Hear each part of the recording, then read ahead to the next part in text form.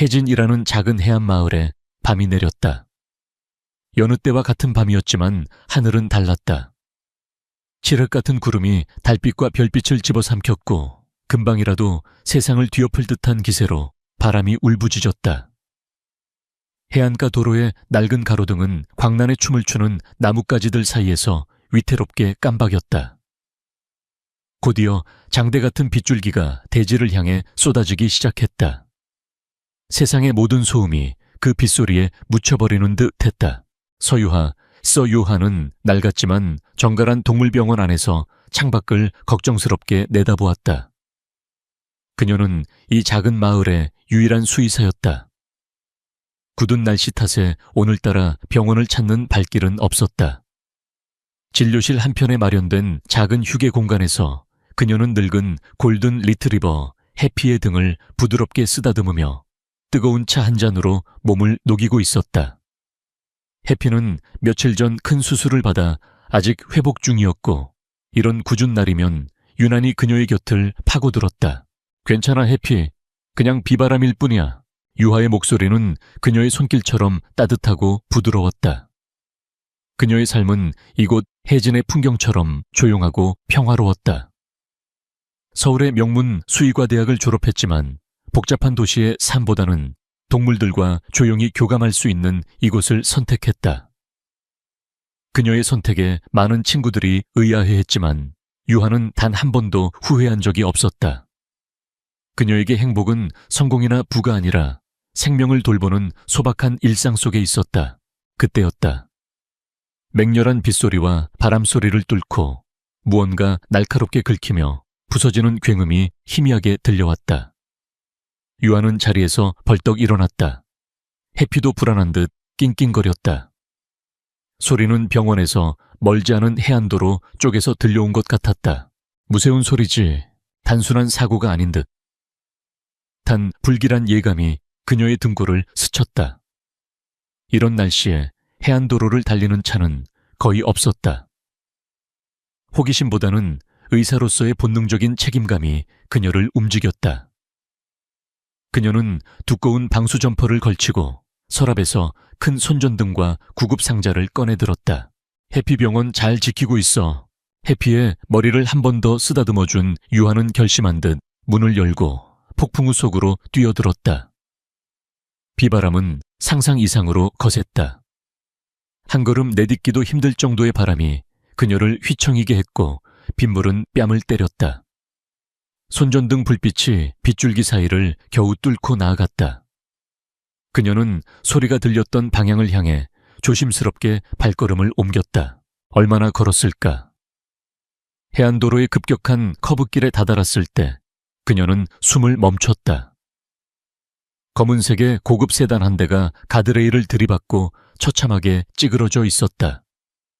한쪽 헤드라이트는 깨져나갔고 다른 쪽은 위태롭게 깜박이며 사고의 참상을 비추고 있었다. 차체에서는 희미한 연기가 피어오르고 있었다. 유아는 심장이 철렁 내려앉는 것을 느끼며 조심스럽게 차로 다가갔다. 운전석 문은 충격으로 심하게 뒤틀려 있었고 그 옆으로 한 남자가 쓰러져 있었다. 그는 차에서 튕겨 나온 듯 했다. 저기요, 괜찮으세요? 그녀는 다급하게 외치며 남자의 곁으로 달려갔다. 그는 미동도 없었다. 빗물과 피가 뒤엉켜 그의 모습을 분간하기 어려웠다. 손전등 불빛을 그의 얼굴에 비춘 순간 유하는 짧은 탄식을 내뱉었다. 그는 놀랄 만큼 잘생긴 남자였다. 흠뻑 젖은 머리카락이 이마에 달라붙어 있었고 굳게 담은 입술과 날렵한 콧날은 고통 속에서도 그의 강인한 인상을 감추지 못했다. 하지만 그의 상태는 심각했다. 이마에서는 깊게 찢어진 상처에서 피가 계속 흘러나와 시야를 가렸고 한쪽 팔은 부자연스러운 각도로 꺾여 있었다. 값비싸 보이는 그의 슈트는 군데군데 찢겨나가고 흙과 피로 얼룩져 있었다. 유하의 직업적 본능이 즉각적으로 발동했다. 그녀는 망설임 없이 남자의 목에 손가락을 대어 맥박을 확인했다. 희미하지만 아직 뛰고 있었다. 숨소리도 간헐적으로 들려왔다. 하지만 이대로 두면 저천증과 과다출혈로 목숨이 위험할 터였다. 이런 폭풍우 속에 구급차가 도시에서부터 이곳까지 오려면 1시간이 넘게 걸릴지도 모른다. 안 돼. 여기서 죽게 둘 순 없어. 그녀는 결단을 내려야 했다. 그녀는 수의사이지 사람을 치료하는 의사가 아니었다. 하지만 지금 이 순간 그를 살릴 수 있는 사람은 자신밖에 없었다. 유한은 자신의 낡은 SUV를 주차해둔 곳으로 달려갔다. 차를 몰아사고 현장으로 돌아온 그녀는 온 힘을 다해 남자를 부축했다. 생각보다 훨씬 무거웠지만 생명을 구해야 한다는 절박함이 그녀에게 초인적인 힘을 주었다. 그녀는 간신히 그를 차 뒷좌석에 눕히고 곧장 자신의 동물병원으로 향했다. 병원은 순식간에 임시 응급실로 변했다. 그녀는 진료대 위에 깨끗한 천을 깔고 남자를 조심스럽게 눕혔다. 그리고는 침착하고 신속하게 움직이기 시작했다. 먼저 젖은 옷을 조심스럽게 벗겨내고 마른 담요로 몸을 덮어 천을 유지시켰다. 능숙한 손놀림으로 이마의 상처를 소독하고 찢어진 부위를 꼼꼼하게 봉합했다. 동물의 피부를 꿰매는 것과 사람의 피부를 꿰매는 것은 분명 달랐지만 기본적인 원리는 같았다.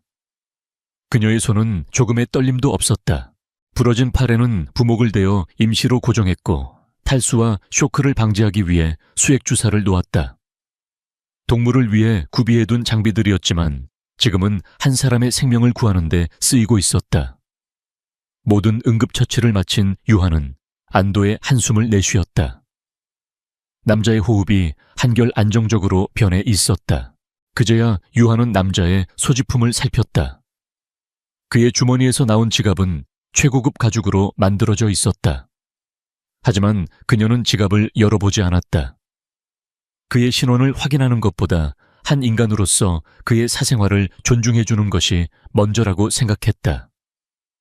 대신 그녀의 눈길을 사로잡은 것은 그의 셔츠 소매에 힘겹게 매달려 있는 은재 커프스 버튼이었다. 복잡하면서도 세련된 문양이 새겨진 한눈에 봐도 매우 비싸 보이는 물건이었다. 그 작은 장신구는 그가 살아온 세계가 자신이 속한 이 조용한 마을과는 전혀 다른 곳임을 암시하는 듯했다. 그렇게 하루가 꼬박 지났다. 유한은 밤새 그의 곁을 지키며 상태를 살폈다. 다음 날 오후가 되어서야 남자는 희미한 신음과 함께 눈을 떴다. 그는 혼란스러운 눈으로 낯선 천장을 바라보다가 곁에 앉아있던 유하와 눈이 마주쳤다. 여긴 어디죠? 그의 목소리는 심하게 잠겨 있었다. 제 동물병원이에요. 어젯밤에 사고를 당하셔서 기억나세요? 유하가 조심스럽게 물었다. 남자는 미간을 찌푸리며 고통스럽게 머리를 감쌌다. 아무것도 기억나지 않습니다. 내가 누군지도. 그는 망연자실한 표정으로 중얼거렸다.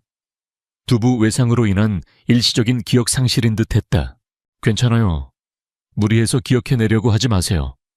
일단은 안정을 취하는 게 중요해요. 유한은 부드러운 목소리로 그를 안심시켰다. 그 후 며칠 동안 둘 사이에는 기묘한 평화가 흘렀다. 남자는 여전히 자신의 이름조차 기억하지 못했지만 유하의 보살핌 속에서 빠르게 회복해갔다. 그는 말수가 적고 경계심이 강했지만 유하가 아픈 동물들을 다정하게 돌보는 모습을 조용히 지켜보곤 했다. 그의 텅 빈 눈동자에는 아주 가끔 알 수 없는 깊은 고뇌가 스쳐 지나갔다. 유한은 그에게 억지로 무언가를 묻지 않았다.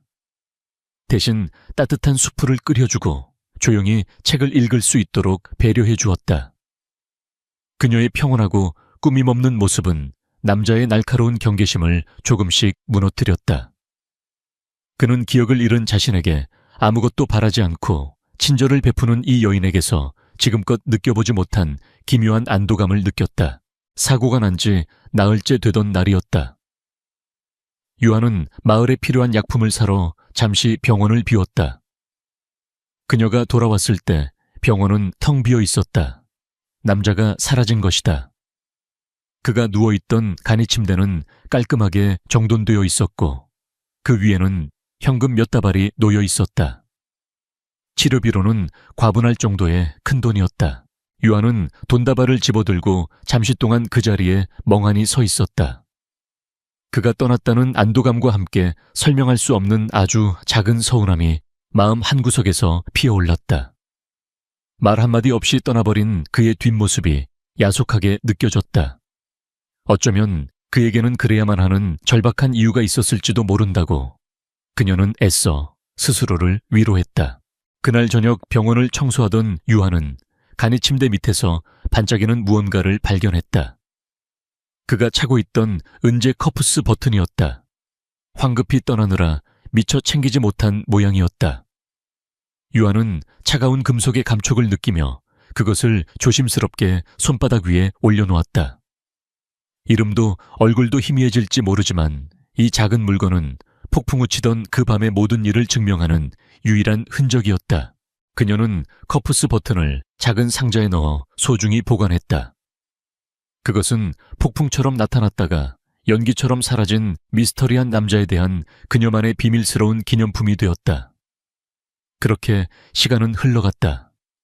3년이라는 시간은 많은 것을 바꿔놓았다. 강태준에게 그 시간은 지옥 같은 배신과 죽음의 문턱에서 돌아와 모든 것을 되찾고 그 이상을 손에 넣는 과정이었다. 이제 그는 대한민국 재계서열 최상위에 있는 YB그룹의 총수였다.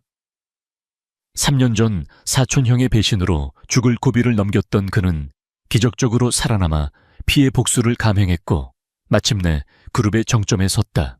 서울 강남의 YB그룹 본사 최상층에 위치한 회장실은 그의 권력과 성격을 그대로 보여주는 공간이었다. 거대한 통유리창 너머로 서울의 정형이 장난감처럼 펼쳐져 있었고 방 안은 차가운 금속과 검은색 가죽 그리고 날카로운 직선으로만 이루어져 있었다. 온기라고는 찾아볼 수 없는 그 공간의 중심에 강태준이 앉아 있었다. 그의 앞에는 그룹의 핵심 임원들이 굳은 표정으로 서 있었다. 태준은 방금 보고가 끝난 프로젝트 파일을 소리나게 덮었다. 그 소리에 임원들의 어깨가 움찔했다.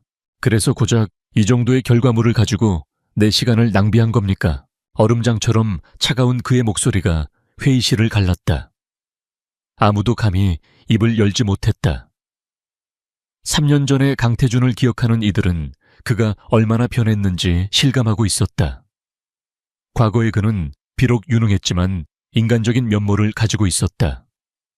하지만 지금의 그는 오직 결과로만 모든 것을 판단하는 냉혹한 지배자였다. 일주일 주겠습니다. 그때까지 만족할 만한 성과를 가져오지 못하면 이 프로젝트에 참여한 모두가 그 책임을 지게 될 겁니다. 나가보세요. 임원들은 안도의 한숨을 몰래 내쉬며 허겁지겁 회의실을 빠져나갔다.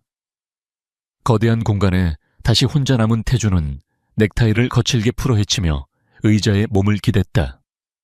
피로가 몰려왔지만 그는 잠시도 쉴 수 없었다. 정상을 지키기 위해서는 끊임없이 움직여야 했다. 하지만 그런 그에게도 갑옷 속에 숨겨둔 연약한 부분이 있었다.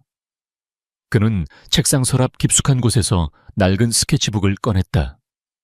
그 안에는 정교하게 그려진 커프스 버튼의 스케치가 있었다.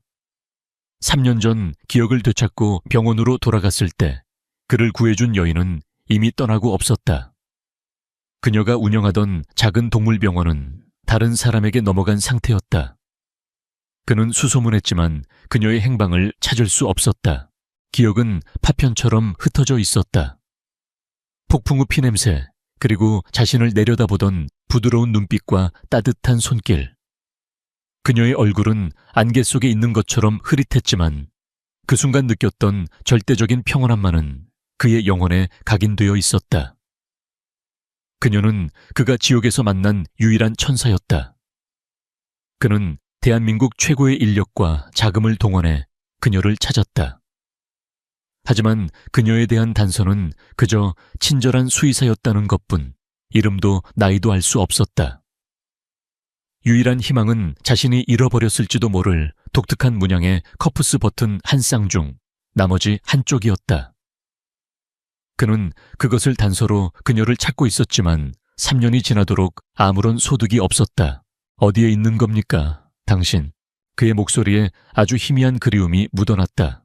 한편 태준의 머릿속을 차지한 또 다른 골칫거리는 해진 지구 리조트 개발 사업이었다. 해진은 YB그룹이 차세대 성장 동력으로 삼고 있는 대규모 프로젝트의 부지였다. 천혜의 자연 환경을 가진 그곳에 아시아 최고의 럭셔리 리조트를 건설하는 것이 그의 계획이었다. 하지만 예상치 못한 주민들의 거센 반발에 부딪혀 프로젝트는 시작부터 삐걱거리고 있었다. 보상금이 부족하다는 겁니까? 비서실장의 보고를 받는 태준의 목소리에는 짜증이 묻어났다. 아닙니다, 회장님. 업계 최고 수준의 보상안을 제시했습니다. 하지만 그들은 돈의 문제가 아니라고 합니다. 삶의 터전을 잃을 수 없다는 완고한 입장입니다. 삶의 터전이라. 태준은 코웃음을 쳤다. 그에게 감상은 사치였다. 그는 효율과 결과를 중시하는 사람이었다. 낡고 뒤처진 시골 마을을 대한민국 최고의 관광지로 만들어주겠다는데 고작 낡은 집에 대한 애착 때문에 국가적인 프로젝트를 방해하는 그들을 이해할 수 없었다. 대여 이상 시간 낭비는 안 되겠군. 내가 직접 가지. 며칠 후 해진의 조용한 마을 풍경과 어울리지 않는 검은색 세단. 여러 대가 먼지를 일으키며 좁은 길로 들어섰다. 마을 사람들은 경계심 가득한 눈으로 그 행렬을 지켜보았다. 곧이어 차에서 내린 한 남자에게 모든 시선이 집중되었다. 흠잡을 데 없는 완벽한 슈트 차림에 주변의 모든 것을 압도하는 냉정한 카리스마를 가진 남자 강태준이었다. 그는 지저분한 시골길을 최고급 구두로 밟으며 마치 자신의 영토를 확인하는 왕처럼 주위를 둘러보았다. 그의 눈에는 그 어떤 감정도 담겨 있지 않았다. 주민설명회는 마을 회관에서 열렸다. 좁은 회관은 YB그룹에서 나온 말끔한 양복 차림의 직원들과 거친 바닷바람에 그을린 얼굴의 주민들로 가득 차 이질적인 분위기를 자아냈다. 강태준은 단상 중앙에 앉아 팔짱을 낀 채 주민들의 동요를 무감각하게 지켜보고 있었다. 여러분, 저희 YB그룹이 제시하는 보상안은 결코 적지 않습니다. 여러분의 낡은 집과 비교할 수 없는 최신식 아파트와 두둑한 보상금을 YB그룹의 실무자가 프로젝트의 장밋빛 미래를 설명했지만 주민들의 반응은 싸늘했다. 누가 그런 걸 달라고 했어. 우리는 평생 살아온 이 땅에서 계속 살고 싶을 뿐이요. 한 노인의 고함과 함께 회의장은 순식간에 아수라장이 되었다. 여기저기서 고성과 항의가 터져나왔다. 서유화도 주민들 사이에 앉아 착잡한 심정으로 이 광경을 지켜보고 있었다. 그녀의 동물병원 역시 철거 대상 지역에 포함되어 있었다. 이곳은 단순히 그녀의 직장일 뿐만 아니라 그녀의 모든 추억이 담긴 집이기도 했다. 그녀는 단상 위에 앉아있는 남자를 보았다. 3년 전 자신이 구해줬던 그 남자였다. 시간이 흘러 그의 얼굴은 더욱 날카롭고 강인해져 있었지만 그녀는 한눈에 알아볼 수 있었다. 하지만 그의 눈빛은 낯설었다. 피에 젖어 희미한 의식 속에서 자신을 바라보던 그 연약한 눈빛이 아니었다. 지금 그의 눈에는 오만함과 냉정함만이 가득했다. 그녀가 목숨을 구해준 남자가 이제는 그녀의 삶을 송두리째 빼앗으려는 파괴자가 되어 돌아온 것이다. 유아는 거대한 충격과 배신감에 휩싸였다. 심장이 차갑게 식는 것 같았다. 그가 자신을 기억하지 못하는 것은 당연했다. 그 짧은 시간과 충격적인 상황 속에서 모든 것을 기억하기란 불가능했을 터. 하지만 그렇다 해도 이 상황은 너무나도 잔인한 아이러니였다. 그때 언성이 높아지던 한 노인이 갑자기 가슴을 부여잡으며 쓰러졌다. 아이고 영감, 주변 사람들이 비명을 질렀고 회의장은 더욱 혼란에 빠졌다. YB그룹 직원들은 당황해서 어쩔 줄 몰라 했다. 그 순간 유하가 사람들을 해치고 앞으로 나섰다. 모두 비켜주세요. 제가 좀 보겠습니다. 그녀는 반사적으로 움직였다. 그녀는 쓰러진 노인의 상태를 재빨리 살폈다. 다행히 심각한 상황은 아니고 흥분으로 인한 일시적인 호흡 곤란이었다. 그녀는 침착하게 노인의 옷 단추를 풀어주고 호흡을 유도하며 그를 안정시켰다. 할아버지 괜찮으세요? 제 말 들리세요? 천천히 숨을 쉬어보세요. 후, 하. 그녀의 차분하고 나지막한 목소리는 혼란스러운 주변을 압도하는 묘한 힘이 있었다.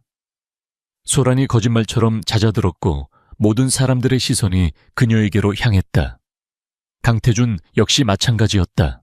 그는 미간을 살짝 찌푸린 채 노인을 돌보는 여자를 바라보았다.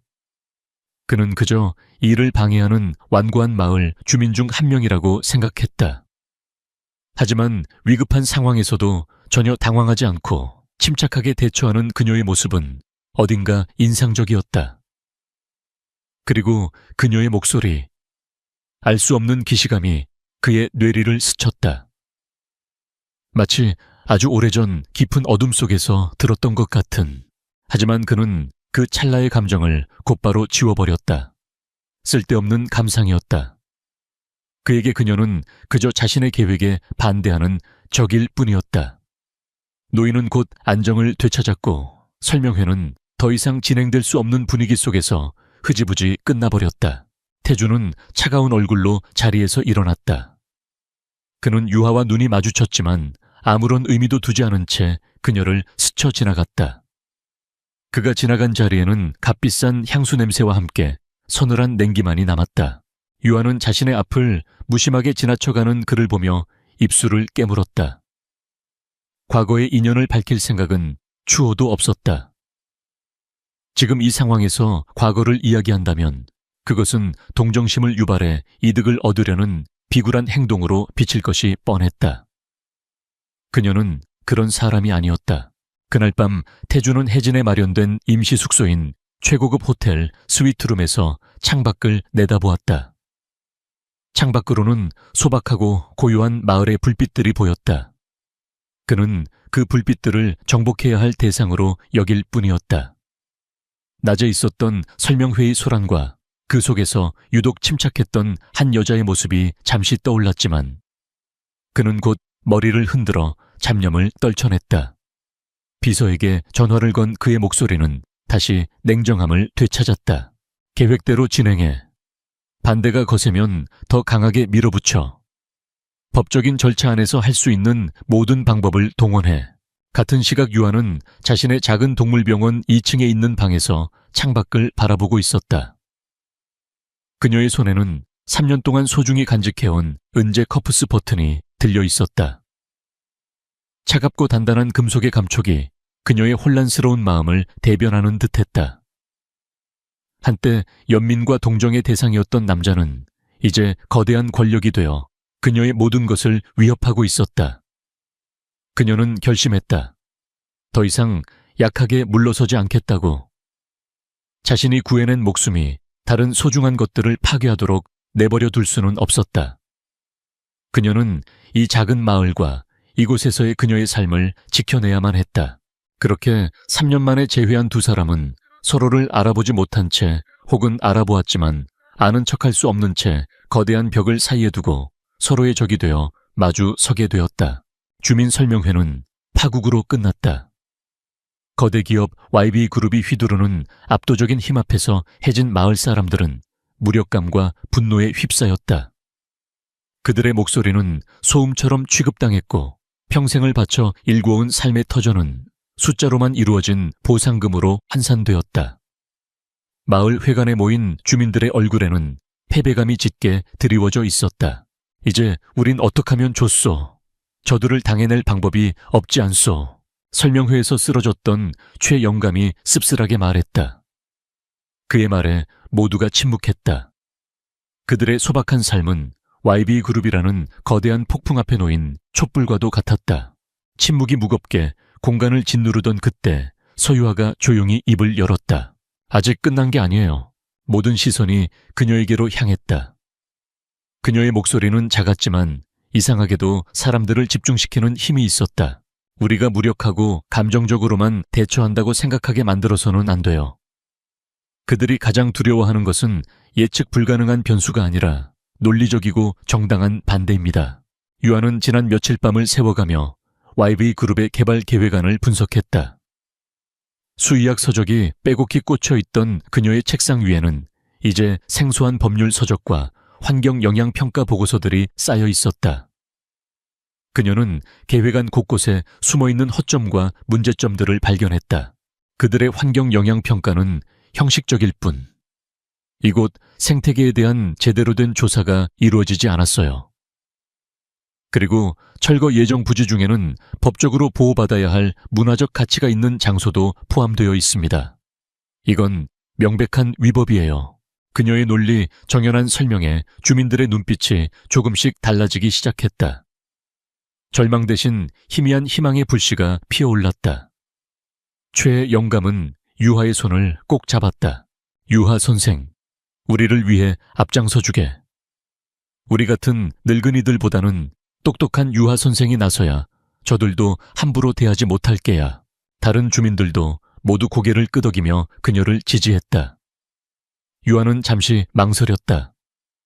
그녀는 앞에 나서서 주목받는 것을 좋아하지 않는 성격이었다. 하지만 자신과 이웃들의 삶을 지키기 위해 그녀는 더 이상 뒤로 물러설 수 없었다. 그녀는 결심한 듯 고개를 끄덕였다. 그날 이후 서유아는 해진 마을 주민들의 공식적인 대표가 되었다. 그녀의 첫 번째 행동은 YB그룹의 공식적인 면담을 요청하는 것이었다.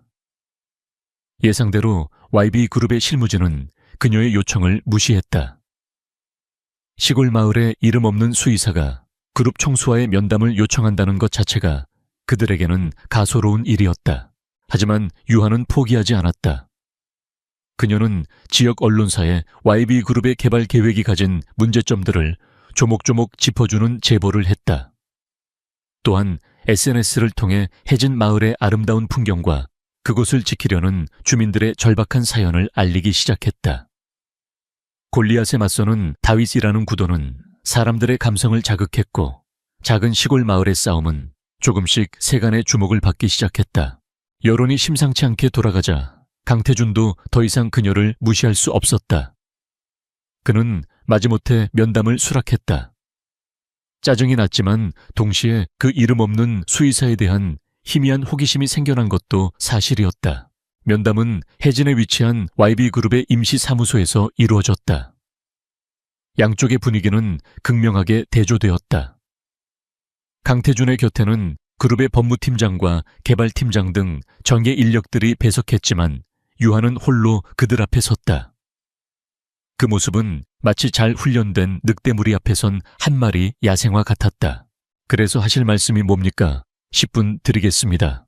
태준은 시계를 보며 차갑게 말했다. 그는 그녀가 감정에 호소하며 동정을 구걸할 것이라 예상했다. 하지만 유하는 그의 예상을 완전히 빗나갔다. 그녀는 긴장한 기색 없이 자신이 준비해온 자료들을 테이블 위에 펼쳐놓았다. 강태준 회장님, 저는 감정에 호소하러 온 것이 아닙니다. YB그룹이 추진하는 계획의 법적 환경적 문제점에 대해 이야기하러 왔습니다. 그녀는 YB그룹의 환경 영향 평가 보고서가 얼마나 부실하게 작성되었는지를 조목조목 지적했다. 철새 도래지를 누락한 점, 해양 생태계에 미칠 악영향을 축소한 점 등을 날카롭게 파고들었다. 이어서 그녀는 철거 예정인 낡은 등대가 지역의 등록 문화재 후보이며 이를 무시하고 철거를 강행할 경우 현행법에 저촉된다는 사실을 상기시켰다. 그녀의 목소리는 차분했지만 모든 문장은 날카로운 비수처럼 그들의 논리를 찔렀다. 태준은 팔짱을 낀 채 점점 흥미롭다는 듯한 표정으로 그녀를 바라보았다. 단순한 시골 수의사가 아니었다. 그녀의 논리는 정연했고 준비는 철저했다. YB그룹의 법무팀장이 그녀의 주장에 반박하려 했지만 오히려 그녀가 제시하는 정확한 법조항과 판례 앞에서 말문이 막혔다. 태준은 자신도 모르게 그녀의 얼굴을 유심히 관찰했다. 집중할 때, 살짝 찡그리는 미간 무언가를 생각할 때 아래 십수를 살짝 깨무는 버릇. 이상하게 낯설지가 않았다. 기억 저편의 흐릿한 안개 속에서 무언가가 떠오를 듯했지만 이내 사라져버렸다. 그는 이 불쾌한 익숙함의 정체가 무엇인지 알 수 없어 미간을 찌푸렸다. 무엇보다 평소처럼 상대를 압도하지 못하고 끌려가고 있는 이 상황 자체가 마음에 들지 않았다. 그래서 당신이 원하는 게 뭡니까? 프로젝트를 전면 백지화라도 하라는 겁니까? 태준이 비꼬는 투로 물었다. 백지화를 원하는 것이 아닙니다. 상생을 원합니다. 주민들의 삶과 해진의 자연을 파괴하지 않는 지속 가능한 개발 계획으로 전면 재검토해 주십시오. 유하의 눈빛은 흔들림이 없었다. 그 순간 태준은 자신을 똑바로 바라보는 그녀의 깊은 눈동자 속에서 기묘한 힘을 느꼈다. 그것은 그가 수많은 비즈니스 상대에게서도 느껴보지 못한 순수하고 강인한 신념의 힘이었다. 한편 이 모든 상황을 서울 본사에서 보고받고 있는 사람이 있었다. YB그룹의 박진성 전무근은 태준의 사촌형과 손을 잡고 그를 배신했던 인물이었지만 증거 불충분으로 교묘하게 법망을 빠져나와 여전히 그룹에 남아 태준의 자리를 호시탐탐 노리고 있었다. 해진 마을 주민들의 반대가 생각보다 거세다고 잘 됐군. 박 전무는 만족스러운 미소를 지었다. 그는 해진 프로젝트가 강태준의 발목을 잡을 절호의 기회라고 생각했다. 그는 몰래 언론사에 YB그룹의 오만한 태도를 비판하는 기사를 흘렸고 환경단체의 익명으로 개발 계획의 문제점을 제보하여 반대 여론에 불을 지폈다. 겉으로는 태준을 돕는 척하면서 뒤로는 그의 등에 칼을 꽂을 준비를 하고 있었던 것이다. 면담은 아무런 소득 없이 끝났다. 하지만 유하는 작은 승리를 거두었다. 그녀는 강태준이라는 거대한 벽에 아주 작은 균열을 만들어냈다. 반면 태준은 설명할 수 없는 분노와 혼란에 휩싸였다. 자신의 계획이 일개 수의사에게 가로막혔다는 사실에 대한 분노, 그리고 그녀에게서 느껴지는 알 수 없는 감정들에 대한 혼란이었다. 더 이상 저 여자에게 끌려다닐 순 없어. 그는 분노를 행동으로 옮겼다. 그는 주민들을 압박하기 위한 충격요법을 사용하기로 결심했다. 다음 날 아침 해진 마을 입구에 거대한 굴착기와 트럭들이 나타났다. YB그룹이 사업부지 경계에 펜스를 설치하기 위한 준비 작업에 착수한 것이다. 직접적인 철거는 아니었지만 주민들을 심리적으로 위협하기 위한 명백한 무력 시위였다. 저게 무슨 짓들이야. 주민들은 경악하며 몰려나왔다. 기계 소음이 평화롭던 마을의 아침을 찢어놓았다. 유하의 동물병원 바로 앞에서 굴착기가 위협적으로 흙을 파내기 시작했다. 그 순간 유하가 앞으로 나섰다. 그녀는 굴착기 앞에 두 팔을 벌리고 섰다. 그녀의 뒤로 최영감을 비롯한 마을 주민들이 하나둘씩 모여들어 인간 바리케이드를 만들었다. 매움주세요. 더 이상 한 발짝도 들어올 수 없습니다. 유하의 외침은 기계 소음에 묻힐 만큼 작았지만 그녀의 결연한 의지는 현장의 모든 사람들에게 똑똑히 전달되었다. 그녀의 작은 체구는 거대한 기계 앞에서 금방이라도 부서질 듯 연약해 보였지만 그 눈빛만은 조금의 두려움도 없이 타오르고 있었다. 조금 떨어진 곳에 주차된 검은색 세단 안에서 강태준은 드론이 전송하는 실시간 영상을 태블릿으로 지켜보고 있었다. 화면 가득 자신의 앞을 막아선 적의 모습이 보였다. 거대한 폭풍에 맞서 꺾이지 않으려는 한 송이 들꽃 같은 여자 서유하. 그의 입가의 분노와 짜증, 그리고 자신도 인정하고 싶지 않은 아주 희미한 감탄이 뒤섞인 복잡한 미소가 떠올랐다. 굴착기의 굉음과 주민들의 고성이 뒤섞여 해진의 아침은 전쟁터처럼 변했다. 서유하와 주민들이 만든 인간 바리케이드는 물러서지 않았다. 그들의 눈에는 두려움보다 자신들의 삶을 지키겠다는 결연한 의지가 더 강하게 타오르고 있었다. 차 안에서 태블릿으로 현장을 지켜보던 강태준의 표정은 점점 더 굳어갔다. 상황은 그의 통제를 벗어나고 있었다. 박 전무가 뒤에서 흘린 정보 덕분에 어느새 현장에는 지역 언론사 기자들까지 몰려들었다. 거대 기업 YB 힘없는 노인들 내쫓으려 무력 동원 같은 자극적인 제목의 기사가 눈에 선했다. 힘으로 밀어붙일 수도 그렇다고 이대로 물러설 수도 없는 진퇴양난의 상황이었다. 젠장! 태준은 나지막이 욕설을 내뱉었다. 모든 것이 그를 막아서는 저 여자 소유아 때문에 벌어진 일이었다. 대치 상황이 몇 시간째 이어지며 모두의 신경이 날카롭게 곤두서 있던 바로 그 순간이었다. 구르르릉. 땅이 울리는 불길한 진동과 함께 대치 현장 바로 옆에 있던 작은 절벽에서 흙더미가 무너져 내리기 시작했다. 모두가 비명을 지르며 혼비백산했다. 며칠간 이어진 비로 약해진 집안이 굴착기의 진동을 이기지 못하고 무너져 내린 것이다. YB그룹이 안전조치를 무시하고 무리하게 공사를 강행한 결과였다. 박 전무가 의도적으로 보고서에서 누락시킨 집안 약화 문제점이 현실이 된 순간이었다. 산사태는 크지 않았지만 그 위치가 문제였다. 흙더미와 바위가 유화의 동물병원 야외 울타리 일부와 최영감이 서 있던 곳을 덮쳤다. 최영감이 미쳐 피하지 못하고 넘어지면서 다리가 무너진 토사에 깔렸다. 야외 울타리에 있던 유기견 몇 마리도 겁에 질려 울부짖기 시작했다. 현장은 순식간에 아수라장이 되었다. YB그룹 직원들은 예상치 못한 사고에 당황해 우왕좌왕할 뿐이었다. 하지만 유하는 달랐다. 그녀의 몸은 생각보다 먼저 움직였다. 모두 위험하니 뒤로 물러나세요. 어서요. 그녀는 사람들을 안전한 곳으로 대피시킨 뒤 한치의 망설임도 없이 무너진 흙더미 쪽으로 달려갔다. 할아버지 괜찮으세요? 다리가 깔렸어. 최영감은 고통스럽게 신음했다. 유아는 그의 상태를 재빨리 살피는 한편 겁에 질려 낑낑대는 강아지들을 향해 소리쳤다.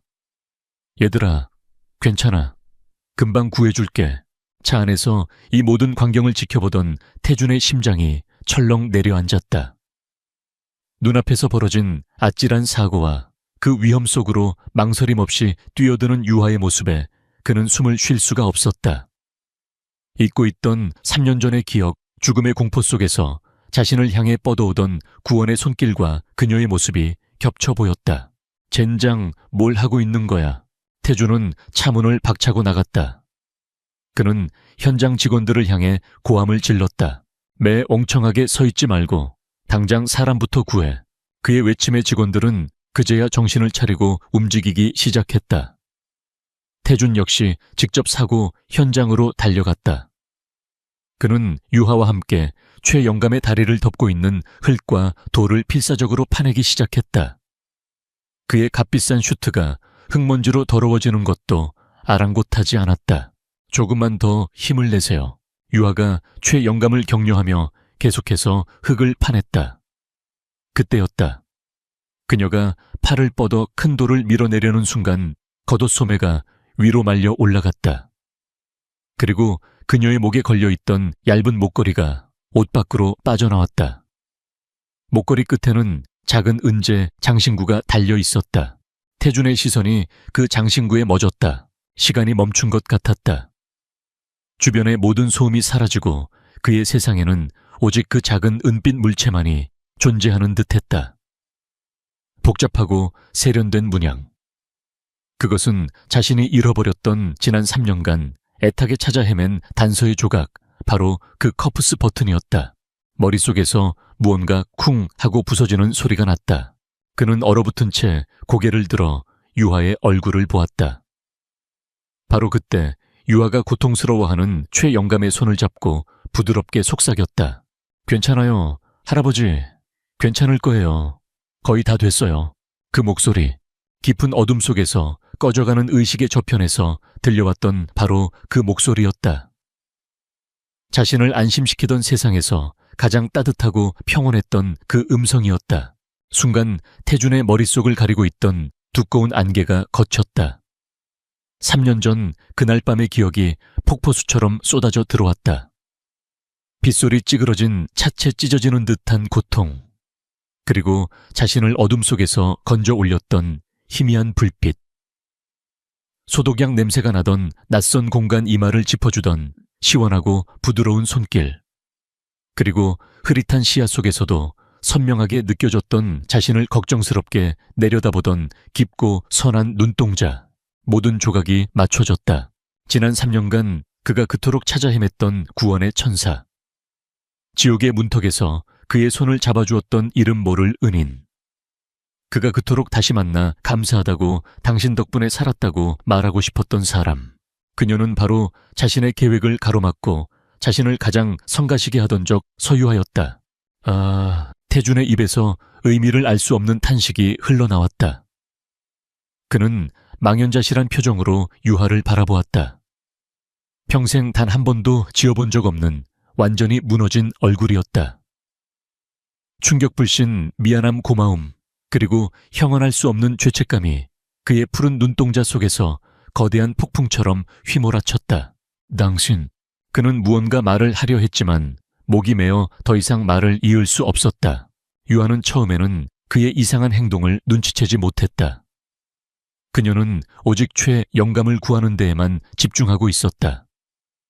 하지만 마침내 최 영감을 무사히 구해내고 안도의 한숨을 내쉬며 고개를 들었을 때 그녀는 자신을 바라보는 태준의 눈빛과 마주쳤다. 그것은 더 이상 YB그룹의 냉혹한 총수의 눈빛이 아니었다.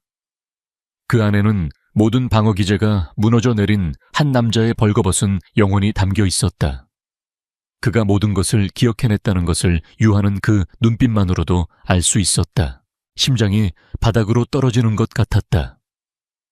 지난 3년간 그녀만이 간직해왔던 비밀의 상자가 가장 최악의 순간에 가장 원치 않았던 방식으로 열려버렸다. 주변의 혼란은 계속되고 있었다. 사람들의 외침, 구급차의 사이렌 소리가 멀리서 들려왔다.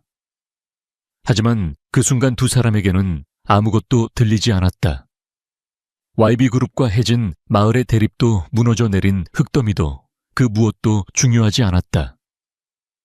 시간과 공간이 왜곡된 듯 세상에는 오직 서로를 마주보고 선 두 사람만이 존재했다. 태준이 비틀거리며 그녀를 향해 한 걸음 다가왔다. 그의 눈에는 수만 가지의 질문과 감정이 담겨 있었다. 왜 말하지 않았는지, 어떻게 지냈는지, 그리고 왜 하필 지금 이렇게 다시 만나게 된 것인지. 그가 입을 열었다. 서유하 씨. 그가 처음으로 부른 그녀의 이름이었다.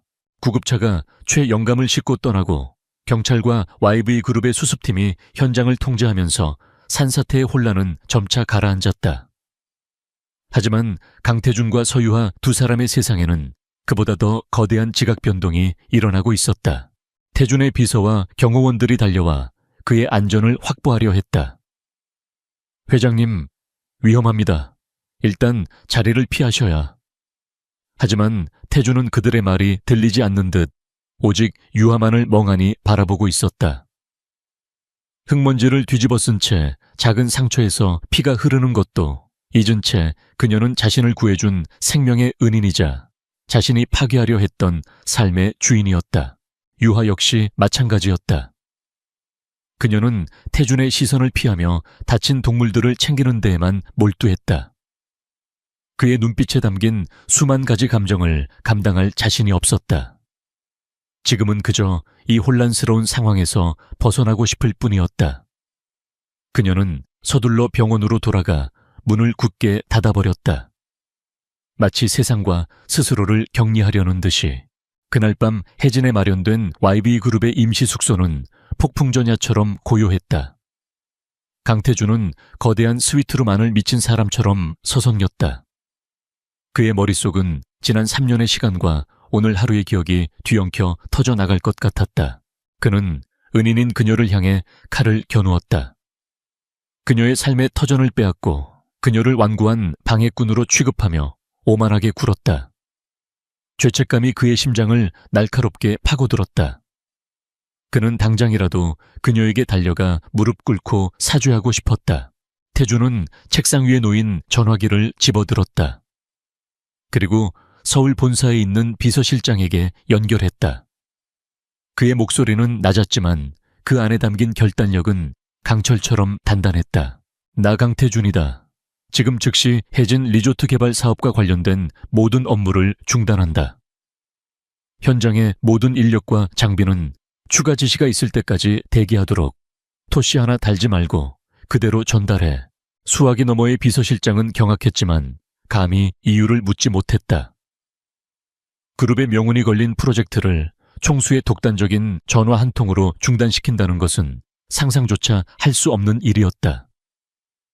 이 소식은 즉시 YB그룹 전체에 거대한 충격파를 던졌다. 특히 박진성 전무는 이 소식을 듣고 자신의 귀를 의심했다. 강태준이 미친 게 아니고서야 대체 해진에서 무슨 일이 있었던 거지? 박 전무는 태준의 갑작스러운 변화가 무언가 비상식적인 이유 때문일 것이라 직감했다. 그는 이것을 태준을 끌어내릴 절호의 기회로 여기고 해진 마을과 태준의 연결고리를 캐기 위해 비밀리에 사람을 붙였다. 다음 날 태준은 프로젝트팀 전원을 소집했다. 회의실에 모인 직원들은 프로젝트 전면 중단이라는 폭탄 선언의 이유를 몰라 불안에 떨고 있었다.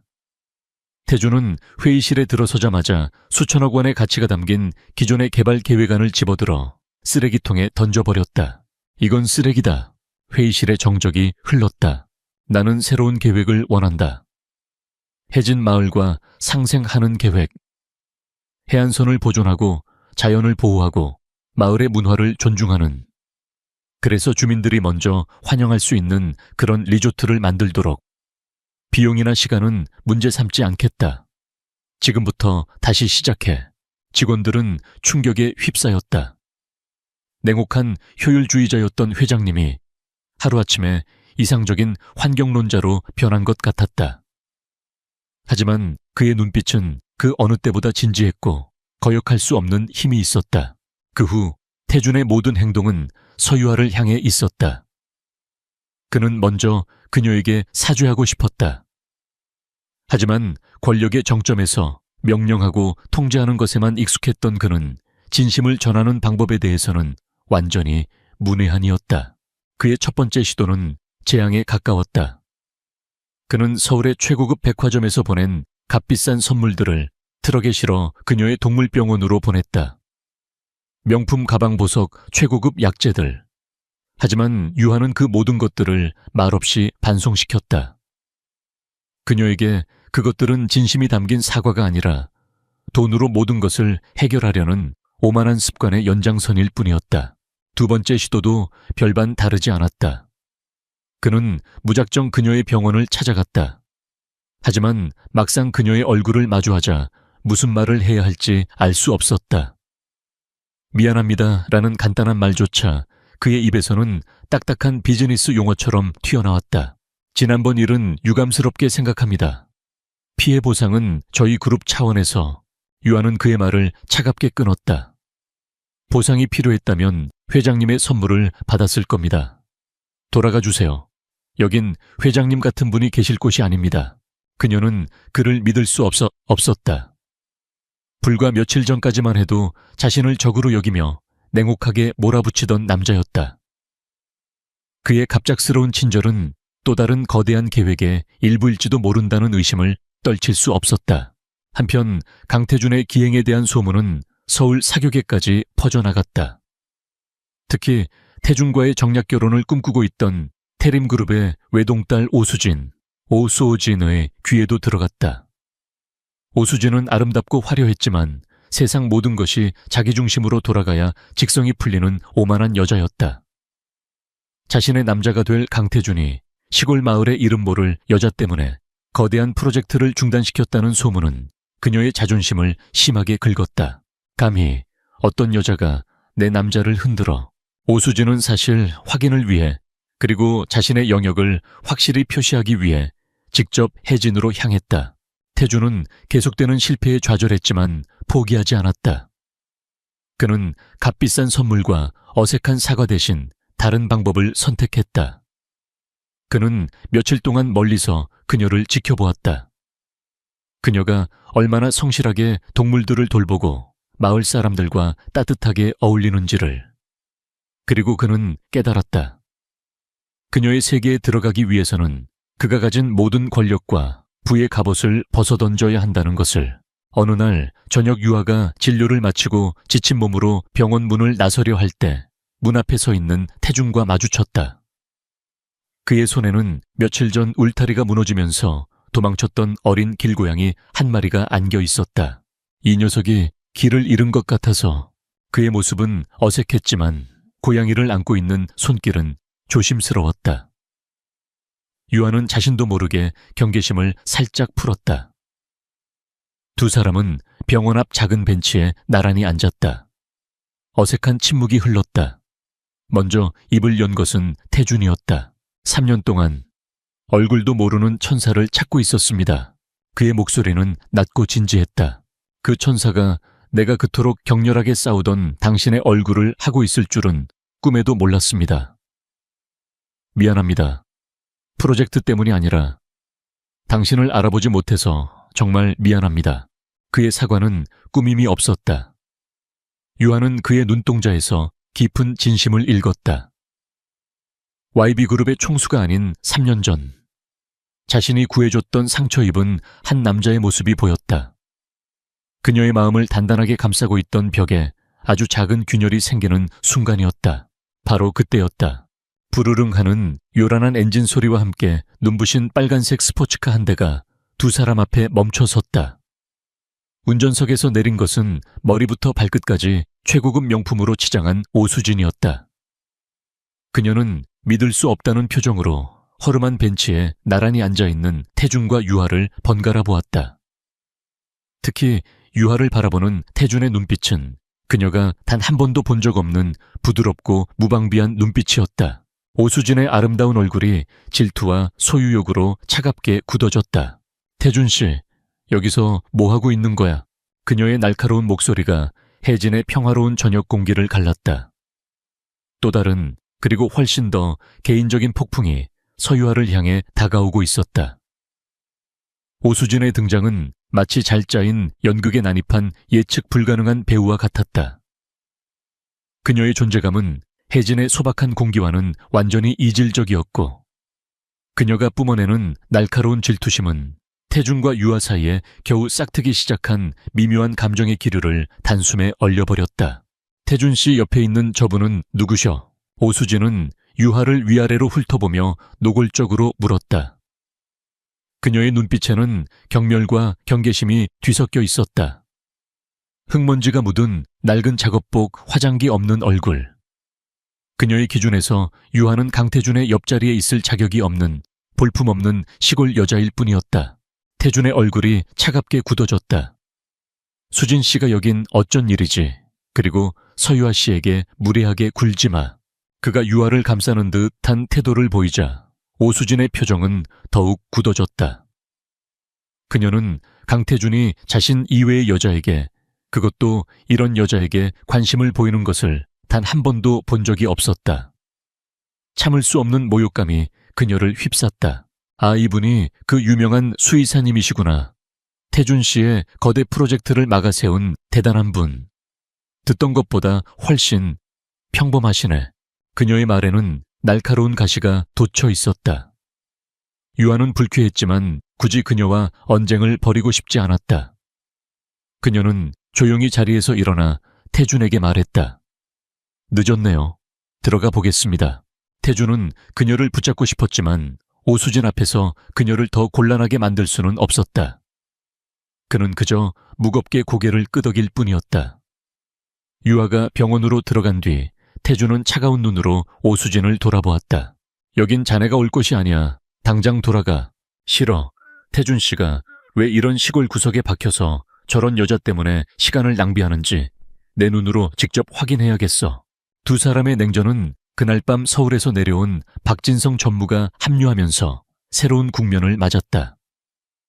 박 전무는 강태준의 행보를 감시하기 위해 해진으로 내려왔다가 그곳에서 오수진을 만나게 된 것이다. 호텔배에서 만난 두 사람은 서로의 눈빛에서 같은 종류의 욕망과 적의를 읽었다. 박 전무는 강태준을 끌어내리고 YB그룹을 차지하고 싶었고 오수진은 강태준을 차지하고 싶었다. 그들에게 서유아는 공동의 적이자 걸림돌이었다. 강 회장이 저 여자 때문에 프로젝트를 중단시켰다는 게 사실입니까? 오수진이 초조하게 물었다.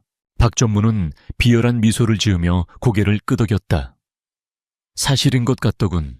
내가 알아본 바로는 저 여자가 3년 전 강 회장의 목숨을 구해준 은인이라고 하더군. 은인 오수진은 코웃음을 쳤다. 은인이 아니라 약점을 잡고 흔드는 거겠지. 시골 여자들이 그런 수법에 능하잖아. 두 사람은 밤늦도록 머리를 맞대고 음모를 꾸몄다. 그들의 계획은 교활하고 잔인했다. 서유아를 단순히 떼어놓는 것이 아니라 그녀를 사회적으로 매장시키고 강태준에게 치명적인 타격을 입히는 것이 목표였다. 그들은 서유아가 사실은 마을 사람들을 위하는 척하면서 뒤로는 YB그룹의 개발 계획을 이용해 거액의 보상금을 노리는 탐욕스러운 인물이라는 거짓 시나리오를 만들어냈다. 며칠 후 대한민국은 한 인터넷 언론사의 단독 보도로 발칵 뒤집혔다. 단독 YB그룹 해진 프로젝트. 반대 시위에 추악한 진실 주민 대표. 서씨 차명으로 토지 매입해 수백억 원대 보상금 노려. 기사는 매우 구체적이고 악의적이었다. 서유아가 주민 대표가 되기 직전 제3자의 명의를 빌려 개발 예정 부지의 핵심적인 땅 일부를 헐값에 사들였다는 내용이었다. 기사에는 조작된 부동산 등기부등본과 익명의 제보자 인터뷰까지 실려 있었다. 제보자는 마치 서유아의 오랜 이웃인 것처럼 행세하며 그녀가 평소에도 돈 욕심이 많았다고 증언했다. 이 기사는 박진성 전무와 오수진이 만들어낸 완벽한 조작이었다. 그들은 전문 브로커를 고용해 서류를 위조하고 돈으로 매수한 가짜 제보자를 내세웠다. 여론은 순식간에 뒤집혔다. 며칠 전까지만 해도 거대 기업에 맞서는 용감한 시민이었던 서유아는 하루아침에 주민들의 순수한 마음을 이용한 파렴치한 사기꾼으로 낙인 찍혔다. 해진 마을도 발칵 뒤집혔다. 평생을 함께해온 이웃들은 그녀를 믿었지만 일부 사람들은 의심의 눈초리를 보내기 시작했다. 유하의 동물병원 앞에는 기자들이 몰려들었고 인터넷에는 그녀를 향한 끔찍한 악성 댓글들이 넘쳐났다. 단 미친 X. 불쌍한 할아버지들 등쳐먹는 악마. 당장 해진에서 꺼져라. 유아는 자신의 작은 진료실에 홀로 앉아 세상을 향한 문을 굳게 닫았다. 그녀는 결백했지만 아무도 그녀의 말을 믿어주지 않을 것 같았다. 거대한 거짓말의 파도 앞에서 그녀는 너무나도 무력했다. 눈물이 뺨을 타고 흘러내렸다. 바로 그때 병원 문이 거칠게 열리며 강태준이 들어섰다. 그의 얼굴은 분노로 시뻘겋게 달아올라 있었다. 그는 병원 앞을 막고 있던 기자들을 경호원들을 시켜 모조리 몰아낸 참이었다. 그는 창백한 얼굴로 앉아있는 유하를 보자마자 그대로 그녀의 앞에 한쪽 무릎을 꿇었다. 미안합니다. 나 때문에 당신이 이런 일을 겪게 만들어서. 그의 목소리는 심하게 떨리고 있었다. 유아는 고개를 저었다. 회장님 탓이 아니에요. 아니 내 탓이야. 내가 당신을 내 세상으로 끌어들이려 했기 때문에 벌어진 일이야. 태준은 자리에서 일어났다. 그의 눈빛은 더 이상 슬픔이나 죄책감이 아니었다. 모든 것을 불태워버릴 듯한 무서운 분노가 그의 눈에서 이글거리고 있었다. 내가 반드시 밝혀낼 겁니다. 당신에게 이런 누명을 씌운 자들 내 손으로 직접 지옥으로 끌고 갈 테니까. 그러니 나를 믿어줘요. 그의 말에는 절대적인 확신이 담겨 있었다. 유아는 그의 눈을 보았다. 세상 모두가 자신에게 등을 돌렸지만 이 남자만은 자신의 편이라는 것을 알 수 있었다. 그녀의 마음속에서 뜨거운 무언가가 차올랐다. 그녀는 눈물을 닦고 고개를 끄덕였다. 그날부터 태준의 방역이 시작되었다. 그는 YB그룹의 모든 정보력과 법무팀을 동원해 기사의 출처와 배후를 추적했다. 동시에 그는 언론을 통해 자신의 입장을 분명히 밝혔다. 서유아 씨에 대한 모든 의혹은 명백한 허위 사실입니다.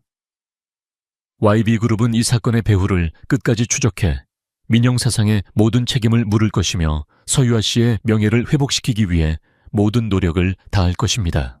그의 단호한 태도는 여론의 흐름을 아주 조금이나마 바꿔놓았다. 하지만 박전무와 오수진의 방해 공작도 만만치 않았다. 그들은 계속해서 조작된 증거들을 언론에 흘리며 진실을 혼탁하게 만들었다. 태준의 팀이 배후를 추적하는데 어려움을 겪고 있을 때 의외의 곳에서 실마리가 풀리기 시작했다. 바로 유하 자신이었다. 절망에 빠져 있던 유하는 태준의 지지를 받으며 다시 일어섰다. 그녀는 더 이상 숨어있지 않기로 결심했다. 그녀는 자신을 가장 잘 아는 해진 마을 사람들 속으로 들어갔다. 저는 절대로 그런 짓을 하지 않았어요. 그녀는 이웃 한 사람 한 사람의 손을 잡고 진심으로 호소했다. 그녀의 진심은 통했다. 최 영감을 비롯한 대부분의 주민들은 처음부터 그녀를 믿고 지지해 주었다. 유아는 생각했다. 내 대해 거짓 증언을 한 익명의 제보자. 그는 분명 마을 사람이 아닐 거야. 그녀는 최 영감과 함께 기사에 실린 인터뷰 내용을 꼼꼼히 분석했다. 제보자는 인터뷰에서 마을의 지형이나 가게 위치 등 세세한 부분들을 언급하며 자신이 오래된 주민인 것처럼 위장했다. 하지만 유하와 최 영감은 그가 언급한 내용 중에 결정적인 오류가 있다는 것을 발견했다. 이것 봐, 제보자가 마을 어귀에 낡은 정미소를 언급했는데 이 정미소는 5년 전에 이미 철거되고 공원이 들어섰어. 진짜 마을 사람이라면 절대로 이런 실수를 할 리가 없지. 결정적인 단서였다. 유아는 즉시 이 사실을 태준에게 알렸다. 태준의 팀은 이 단서를 바탕으로 역추적에 들어갔고 마침내 가짜 제보자의 신원을 확보했다. 그는 돈에 매수된 전문 사기꾼이었다. 이제 남은 것은 그에게 돈을 건넨 배후를 밝혀내는 것이었다. 하지만 사기꾼은 입을 굳게 다물었다. 그때 유아에게 또 다른 아이디어가 떠올랐다. 차명으로 땅을 샀다고 조작된 그 등기부등본. 그 서류가 접수된 등기소 직원을 기억하세요. 그녀는 최 영감의 아들이 일하는 시청의 지적과 공무원에게 도움을 청했다. 해진 마을 같은 작은 동네의 공무원들은 대부분 서로의 얼굴을 알고 지냈다. 최 영감의 아들은 문제의 서류가 접수된 날 평소 보지 못했던 낯선 외지인이 등기소를 방문했으며 그가 박진성 전무의 수행비서와 매우 닮았다는 사실을 기억해냈다. 모든 퍼즐 조각이 맞춰지고 있었다. 유아가 가진 지역사회와의 깊은 유대감과 신뢰가 강태준의 거대한 정보력과 자금력이 풀지 못했던 매듭을 풀어낸 것이다. 태준은 유아가 찾아낸 결정적인 증거들을 손에 쥐었다. 그의 얼굴에는 차가운 분노와 함께 자신을 도와준 유아에 대한 깊은 고마움과 감탄이 어렸다. 이제 사냥 시간이야. 그는 박진성 전무와 오수진에게 모든 것을 되돌려줄 준비를 마쳤다. YB그룹의 운명을 건 그리고 서유화의 명예를 건 마지막 전쟁이 임박해 있었다. YB그룹의 긴급 이사회 소집 공고는 재계 전체에 이목을 집중시켰다. 서유화를 둘러싼 스캔들로 강태준 회장의 리더십이 최악의 위기에 봉착한 상황. 모두가 이번 이사회를 통해 강태준이 회장직에서 불신임당할 것이라고 예측했다. 이사회의 가장 구석진 자리에 앉은 박진성 전무의 입계는 승리자의 미소가 걸려 있었다. 모든 것이 그의 계획대로 되어가고 있었다. 회의실 문이 열리고 강태준이 들어섰다. 그의 얼굴은 의외로 평온했다. 그는 무거운 표정의 이사들 앞을 지나 회장석에 앉았다. 오늘 제가 이사님들을 모신 이유는 최근 저와 YB그룹의 명예를 실추시킨 해진 프로젝트 관련 스캔들에 대해 모든 진실을 밝히기 위함입니다. 박 전무는 팔짱을 낀 채 여유롭게 그를 지켜보았다. 발악해봤자 소용없다 강태준. 내 놈은 끝났어. 태준은 스크린의 첫 번째 자료를 띄웠다. 서유에게 누명을 씌운 최초 보도 기사였다. 세간에 알려진 대로 해진 마을의 주민대표 서유아 씨가 차명으로 토지를 매입해 부당 이득을 취하려 했다는 의혹이 있었습니다. 그리고 그 의혹의 가장 큰 근거는 바로 이 익명의 제보자 인터뷰였습니다. 그는 영상을 하나 재생했다. 영상 속에는 며칠 전 돈에 매수되어 거짓 인터뷰를 했던 사기꾼이 초조한 얼굴로 앉아 있었다. 그리고 그의 옆에는 YB그룹의 법무팀장이 앉아 있었다. 저는 돈을 받고 거짓말을 했습니다. 서유하라는 분은 태어나서 한 번도 본 적이 없습니다. 박진성 전무님의 지시를 받고 회의장이 술렁이기 시작했다. 박전무의 얼굴에서 미소가 사라졌다. 그는 자리에서 벌떡 일어나 소리쳤다. 거짓말이야. 저놈이 날 모함하는 거라고. 하지만 태주는 그의 발악에 아랑곳하지 않고 다음 증거를 제시했다. 조작된 부동산 등기부등본 서류와 문제의 서류가 접수되던 날, 등기소 CCTV에 찍힌 한 남자의 얼굴이었다. 그는 바로 박전무의 수행비서였다. 박 전무자네 수행비서가 왜 저 시간에 저곳에 있었는지 설명해 보겠나. 박 전무의 얼굴은 하얗게 질려 아무 말도 하지 못했다. 태준의 마지막 공격은 결정타였다. 그는 박 전무와 오수진의 아버지가 비밀리에 나눈 통화 녹음 파일을 공개했다. 거기에는 이번 스캔들을 조작하여 YB그룹의 주가를 떨어뜨린 뒤 태림그룹이 적대적 M&A를 시도하려 했던 무서운 음모가 고스란히 담겨 있었다. 오수진이 서유에 대한 개인적인 질투심으로 시작한 일이 YB그룹 전체를 집어삼키려던 거대한 기업 사냥의 일부였던 것이다. 모든 진실이 밝혀진 순간 박진성 전무는 그 자리에서 무너져 내렸다. 그의 몰락은 빠르고 완벽했다. 그는 즉시 모든 직위에서 해임되었고 횡령 배임, 명예훼손 등 수많은 혐의로 검찰에 고발되었다. 오수진과 태림그룹 역시 YB그룹과의 모든 관계가 끊기고 부도덕한 기업이라는 낙인이 찍히며 돌이킬 수 없는 타격을 입었다. 정의는 조금 늦었지만 반드시 제자리를 찾았다. 언론은 다시 한번 뒤집혔다. 서유한은 탐욕스러운 사기꾼에서 거대 음모에 맞서 싸운 용감한 시민으로 재평가받았다. 강태준 회장의 그녀를 향한 변함없는 믿음과 사랑은 세기의 로맨스로 포장되어 사람들의 입에 오르내렸다. 모든 폭풍이 지나간 뒤 해진 마을에는 다시 평화가 찾아왔다. 강태준은 약속대로 완전히 새로운 리조트 개발 계획안을 들고 다시 마을을 찾았다. 서유화의 조언을 받아 만들어진 새로운 계획안은 마을의 자연과 문화를 그대로 보존하면서 주민들과 함께 성장하는 상생형 리조트를 목표로 하고 있었다. 최영감을 비롯한 주민들은 진심으로 기뻐하며 그 계획을 두 팔 벌려 환영했다. 모든 외부의 갈등이 해결되자 이제 남은 것은 온전히 태준과 유하 두 사람의 이야기였다. 어느 날 저녁 태준은 유하를 해진의 바닷가로 데리고 갔다. 그녀가 그토록 지키고 싶어 했던 노을이 아름답게 물드는 바로 그 해변이었다. 두 사람은 말없이 나란히 걸었다. 파도 소리만이 두 사람 사이에 고요함을 채우고 있었다. 태준이 걸음을 멈추고 유하의 앞에 섰다. 그는 그녀의 두 손을 조심스럽게 잡았다. 유하 씨, 당신은 내 목숨을 2번이나 구했습니다. 그의 목소리는 바다처럼 깊고 진지했다. 3년 전 폭풍우 속에서 한 번, 그리고 얼마 전 돈과 권력밖에 모르던 내 삶을 구원해 줌으로써 또 한 번. 그는 주머니에서 작은 벨벳 상자를 꺼내 열었다. 그 안에는 다이아몬드 반지 대신 3년 전 그녀가 간직해왔던 은제 커프스 버튼을 녹여 만든 세상에 단 하나뿐인 반지가 반짝이고 있었다. 나는 더 이상 당신에게 진 빚을 갚기 위해 살고 싶지 않습니다. 당신과 함께하는 삶을 살고 싶습니다. 감사함 때문이 아니라 사랑하기 때문입니다. 나와 결혼해 주시겠습니까? 그의 고백은 화려하지 않았지만 세상 그 어떤 말보다 진실했다.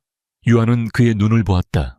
그 안에는 더 이상 YB그룹의 냉혹한 총수가 아닌 자신을 사랑하는 한 남자의 따뜻하고 진실한 영혼이 담겨 있었다. 지난 시간 동안 그가 보여준 변화와 변함없는 믿음은 그녀의 마음속 모든 벽을 허물기에 충분했다. 유아는 눈물을 글썽이며 미소와 함께 고개를 끄덕였다. 1년 후 해진의 바닷가에서 작은 결혼식이 열렸다. 수백 명의 재계 인사들이 참석하는 화려한 호텔 결혼식이 아닌 해진 마을 주민들의 진심 어린 축복 속에서 열리는 소박하고 따뜻한 결혼식이었다.